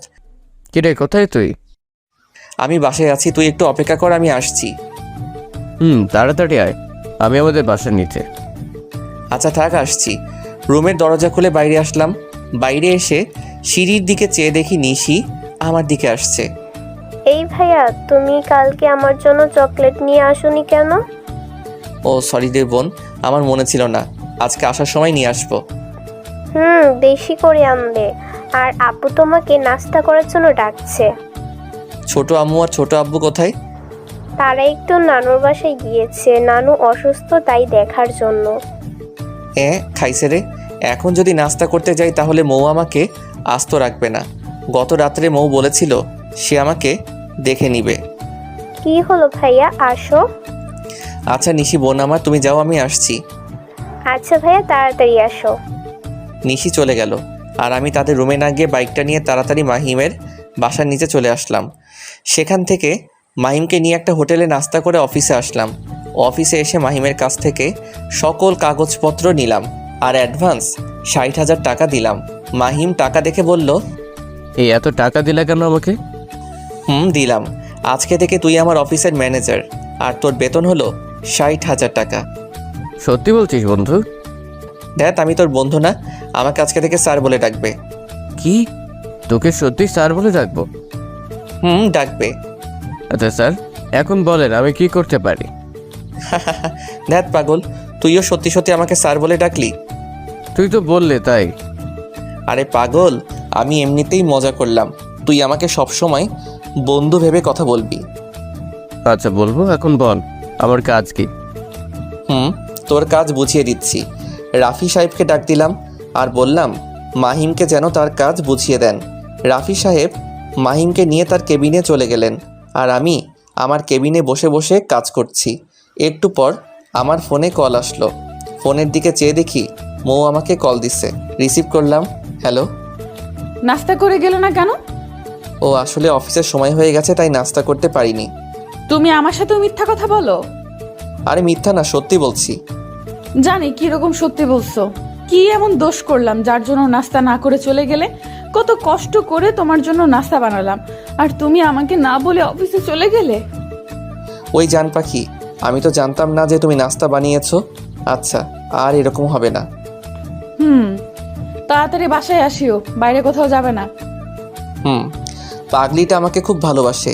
যেই মেয়ে কখনো কিচেনে ঢুকেনি সে আমার জন্য নাস্তা বানালো আর আমি তাকে না বলে অফিসে চলে আসলাম। সত্যি পাগলিটা হয়তো খুব কষ্ট পেয়েছে। যাই হোক, অফিসে কাজ করতে করতে প্রায় 3টা হয়ে গেল, তাই মাহিমের কেবিনে চলে আসলাম। সেখান থেকে মাহিমকে সাথে নিয়ে জারিনদের বাসায় চলে গেলাম, কিন্তু জারিনের বাবা এখন অফিস থেকে বাসায় আসেননি।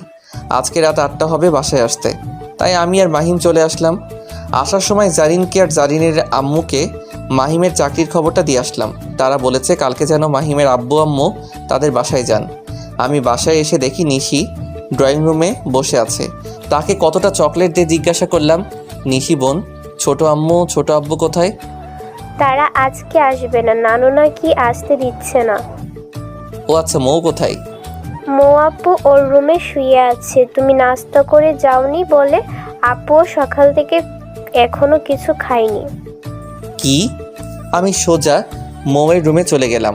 সেখানে গিয়ে দেখি মৌ শুয়ে আছে। আমাকে দেখে মুখটা অন্যদিকে ঘুরিয়ে নিল। কয়েকবার ডাক দিলাম আমার দিকে তাকানোর জন্য, কিন্তু তাকালো না। তাই সোজা কোলে তুলে নিয়ে খাবার টেবিলে আসলাম।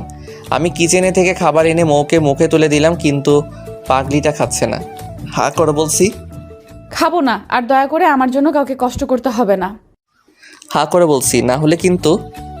না হলে কি? আর কিছু বললাম না, তাই সোজা কিস করে দিলাম। মৌও আমার সাথে রেসপন্স দিল। একটু পর ছেড়ে দিলাম। এক কিসে প্রায় 3 মিনিটের মতো। আহারে, কিস করতে কত মজা, দুজনই হাঁপাচ্ছি। তখন মৌ বলল, তুমি তো খুব ভালো কিস করতে জানো, এসো আরেকটা কিস করো। দেখ, আর করব না, এখন চুপচাপ খেয়ে নাও, আর আমারও খুব ক্ষুধা লাগছে। কি? তোমারও ক্ষুধা লাগছে? সে কথা আগে বলবে না পাগল। তুমি হা করো, আমি মুখে তুলে খাওয়াচ্ছি। তুমি তো খাওনি, আগে তুমি হা করো, আমি নিজ হাতে খাওয়াবো। আগে তুমি খাবে, তারপর আমি খাবো, না হলে কিন্তু খাবো না। আচ্ছা বাবা, আমি আগে খাচ্ছি। মৌ আমাকে আগে খাওয়ালো, আর পরে মৌ। আমাদের এরকম কাণ্ড দেখে নিশি খুব বেশি হাসছে। তাই তাড়াতাড়ি খেয়ে আমার রুমে চলে গেলাম। আজকে রাত্রেও খেয়ে দিয়ে ঘুমিয়ে পড়লাম। পরের দিন ঘুম থেকে উঠে আমি, মৌ আর নিশি চলে গেলাম এয়ারপোর্টে। সেখানে অনেকক্ষণ অপেক্ষা করতে করতে আব্বু আম্মুর মুখ দেখতে পেলাম। তাদের কাছে থেকে লাগেজগুলো আমি গাড়িতে নিয়ে রাখলাম, আর মৌ আম্মু আব্বুকে পায়ে ধরে সালাম করলো। আম্মু আব্বু তো মৌ আর নিশিকে পেয়ে আমার কথা ভুলে গেছেন। মনে হচ্ছে আমি তাদের সন্তান না, মৌ আর নিশি তাদের সন্তান। আসলে আজকে এই দুইটাকে নিয়ে একটু হিংসা হচ্ছে। আম্মু আব্বু সহ সবাই গাড়িতে উঠে পড়লেন। আমি গাড়িটা এক টান দিয়ে বাসায় চলে আসলাম।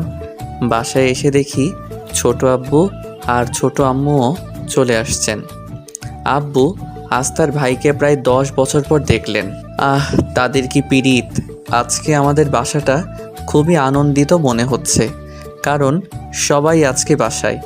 আমি তাদের আনন্দিত দেখছি আর নিজেও খুব খুশি হচ্ছি। একটু পর আমার ভালো লাগছে না, তাই ছাদে চলে গেলাম। সেখানে শীতের হাওয়া খাচ্ছি। আমার পিছন থেকে হঠাৎ করে কে যেন জড়িয়ে ধরল।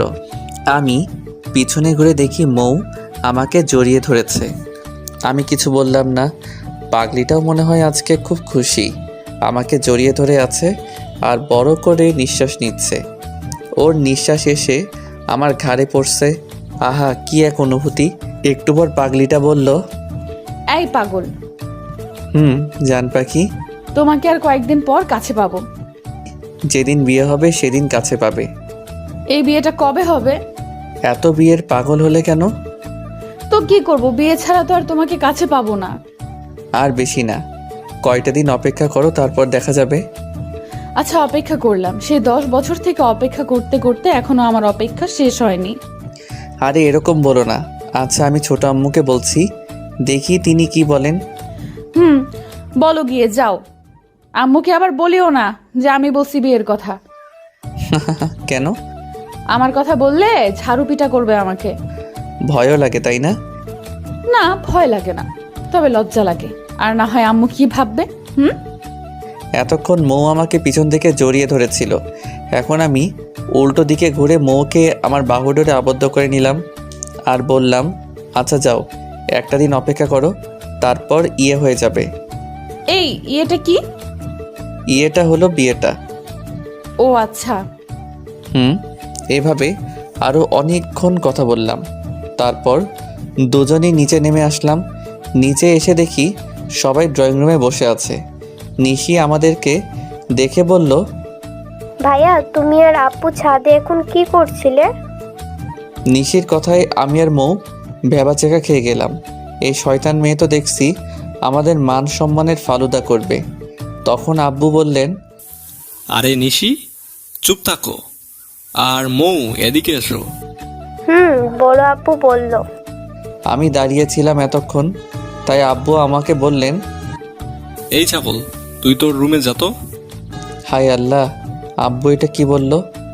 কি হলো, কথা কি কানে যায় না? হ্যাঁ হ্যাঁ, যাচ্ছি। আমি তো তোমাদের কেউ না, এখন এই মৌ তোমাদের সব। একথা বলে সেখান থেকে আমি চলে আসলাম। কিন্তু আব্বু আমাকে হঠাৎ করে এরকম কথা বলল কেন? আমি রুমে না এসে ড্রয়িং রুমের দরজার সামনে দাঁড়িয়ে রইলাম তাদের কথা শোনার জন্য। দেখি আব্বু মৌকে বলছে, মা, আমরা তোমাদের বিয়েটা আগামী শুক্রবারে ঠিক করেছি। এতে কি তোমার কোনো আপত্তি আছে? হায় আল্লাহ, আব্বু এটা কি বললো? আগামী শুক্রবারে নাকি আমার বিয়ে? হাতে মাত্র 3 দিন আছে। মৌ তো বিয়ের কথা শুনে মনে মনে লাফাচ্ছে, কিন্তু সেখানে সবার সামনে তো আর কিছু বলতে পারছে না। তারপরে বলল, বড় আব্বু, তোমাদের যা ইচ্ছা করেন, আমি এখানে অমত করার কি আছে? ও আচ্ছা মা, তাহলে তুমি এখন যাও, আর কালকে জামিলকে নিয়ে মার্কেটে যাও। আচ্ছা বড় আব্বু। মৌ ওর রুমে চলে গেল, আর আমিও আমার রুমে চলে গেলাম। দুপুরবেলার খাওয়ার জন্য নিশি এসে আমাকে ডেকে গেল, তাই আমি নিচে চলে গেলাম। সেখানে গিয়ে দেখি সবাই টেবিলে বসে আছে, শুধু মৌ বাদে। আমিও গিয়ে বসে পড়লাম টেবিলে। একটু পর মৌ এসে আমার সামনের চেয়ারে বসলো। আমরা সবাই খাওয়া শুরু করলাম। অর্ধেক খাওয়া শেষে হঠাৎ করে পায়ের মাঝে কে লাথি দিল, আর আমি সাথে সাথে বললাম, আহ ও মাগো। আমার চিৎকার শুনে সবাই আমার দিকে চেয়ে থাকলো। ছোট আম্মু বলল, বাবা, কি হয়েছে তোমার? কি বলবো ভেবে পাচ্ছি না। মৌয়ের দিকে চেয়ে দেখলাম খুব হাসছে, আর আমাকে চোখ টিপ মারলো। তার মানে মৌ আমাকে লাথি দিল। শালি খুব জোরে একটা লাথি দিল আমাকে। কি রে, কথা বলিস না কেন? কি হয়েছে? ও আমি বলেছি ইলিশ মাছ খাবো না, তারপরও ইলিশ মাছ রান্না করলে আমার গলায় কাটা লেগেছে, তাই চিৎকার করেছি। ও এখন কি কাটা আছে? না, মনে হয় চলে গেছে। পাগল একটা। আমি খাওয়া শেষ করে রুমে চলে গেলাম। আমার খুব রাগ হচ্ছে। শয়তান্নি কত জোরে একটা লাথি দিল। রুমে বসে বসে ফোন টিপছি, তখন মৌ আমার রুমে আসলো। কি হয়েছে, এখানে আসলে কেন? ভালো লাগছে, আসছি। ভালো লাগছে তাই না? খাওয়ার সময় পায়ে লাথি দিলে কেন? ভালো লাগছে তাই। আচ্ছা, খাটে এসে বসো। আচ্ছা, বসলাম। মৌ খাটে যখন বসলো, তখন আমি উঠে রুমের দরজাটা বন্ধ করে দিলাম। মৌ আমার এই কাণ্ড দেখে বলল, দরজা লাগাতে হবে না, আমি তোমার কাছেই এসেছি। না, তারপরে লাগিয়ে দিই। দরজা লাগিয়ে মৌকে খুব জোরে শক্ত করে জড়িয়ে ধরলাম। মৌ কোনো নড়াচড়া করলো না, সেও আমাকে জড়িয়ে ধরলো। তারপর ওর চুলের পিছনে আমার এক হাত রেখে আর আরেক হাত ওর কোমরে রেখে লম্বা করে একটা কিস দিলাম। এক সময় ওকে ছেড়ে দিলাম। কতক্ষণ ছিলাম জানি না, তবে খুব ভালো একটা অনুভূতি লাগলো। মৌকে কিস করার পর ছেড়ে দিলাম। ভেবেছিলাম পাগড়ি চলে যাবে, কিন্তু না, কান্না করে আমাকে আরও শক্ত করে জড়িয়ে ধরলো। ওর কান্না আমি সহ্য করতে পারি না, তাই বললাম, জান পাখি কান্না করেছো কেন? আরে এটা দুঃখের কান্না না, এটা সুখের কান্না। যখন তুমি বিদেশে ছিলে আর আমার সাথে খাটাসের মতো কথা বলতে, তখন আমি ভাবতাম তুমি হয়তো একটু রোমান্টিক না। ও এই কথা। আসলে সেই সময় তোমার সাথে এরকম কথা বলেছিলাম যাতে দেশে এসে তোমাকে একটা সারপ্রাইজ দিতে পারি। যখন বিদেশ ছিলাম তখন ওর সাথে একদম ভালোভাবে কথা বলতাম না। এইভাবেই ভালোবাসিও আমাকে। খুব ভালোবাসবো। এখন কান্না থামাও আর তোমার রুমে যাও। যাচ্ছি। মৌ চলে গেল আর আমি একটা ঘুম দিলাম। ফোনের রিংটংয়ে আমার ঘুমটা ভেঙে গেল। ফোনটা নিয়ে দেখি মাহিম কল দিছে, কিন্তু আমি রিসিভ করতে করতে কল কেটে গেল, তাই আমি আবার তাকে কল দিলাম। হ্যালো, কিরে, কি করস? এই তো এখন পুরোটাই ভালো আছে। তুই কি করিস? এই তো ঘুমিয়েছিলাম। ও আচ্ছা, শোন, একটা খবর দিব তোকে। বল। আমার আর জারিনের বিয়ে আগামী মাসে। তোর অগ্রিম দাওয়াত রইল। ও, অগ্রিম অভিনন্দন ও শুভেচ্ছা। আর আমারও সামনের শুক্রবারে বিয়ে। তোদের পরিবারের সবার দাওয়াত। ও এত তাড়াতাড়ি? আর শুনলাম আঙ্কেল আন্টি তারা এসেছেন। একবার বাসায় এসে দেখে যাস। আসবো। এখন তাহলে ভালো থাক, আমি কাজে আছি। আচ্ছা।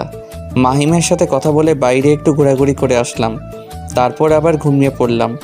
পরের দিন ঘুম থেকে উঠে মৌ আর আমি শপিং মলে চলে গেলাম।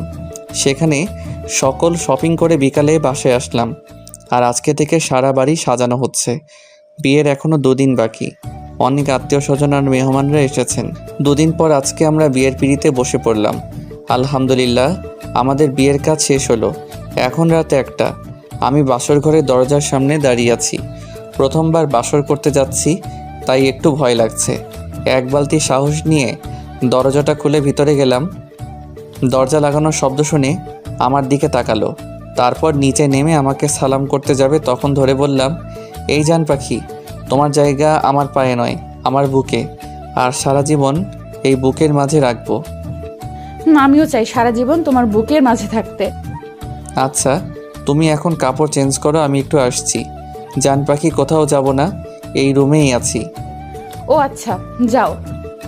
আমি আমার রুমের আলমারি থেকে একটা চিকন ডায়মন্ডের চেইন বের করলাম। এই চেইনটা আমি কানাডা থেকে এনেছিলাম মৌকে দেওয়ার জন্য, তাই আজকে দিচ্ছি। আমি খাটে এসে দেখি মৌ কাপড় পরে আছে, কিন্তু কুচিটা পারছে না। তাই আমি ওর কুচিটা ধরে যখন কোমরে গুজে দিব, তখন ওর সুন্দর নাভির দিকে আমার চোখ পড়ে যায়। তাই আর দেরি না করে নাভিতে একটা কিস দিলাম। আর মৌ সাথে সাথে চোখ বন্ধ করে নিল আর আমার মাথাটা শক্ত করে চেপে ধরল। এক সময় আমি সরে গেলাম। তারপর মৌ আবার খাটে বসলো। আমি এতক্ষণ মৌয়ের দিকে খেয়াল করিনি। আমার পরিটাকে গোলাপি কালার শাড়িতে কি সুন্দর লাগছে তা বলে বোঝাতে পারবো না। আমি এক ধ্যানে মৌয়ের দিকে তাকিয়ে আছি। আমি তার দিকে এভাবে চেয়ে আছি দেখে বলল, অনেক রাত হয়েছে, খাটে এসো। ও আসছি। আমি খাটে বসে মৌকে বললাম, তোমার চোখটা বন্ধ করো, একটা সারপ্রাইজ দিব। আমার কথা মতো মৌ চোখটা বন্ধ করলো আর আমি ওর গলায় চেইনটা পরিয়ে দিলাম। এবার চোখটা খুলো। ও মা, এটা কোন দিন কিনলে? কানাডা থেকে এনেছিলাম তোমার জন্য। খুব সুন্দর। ধন্যবাদ।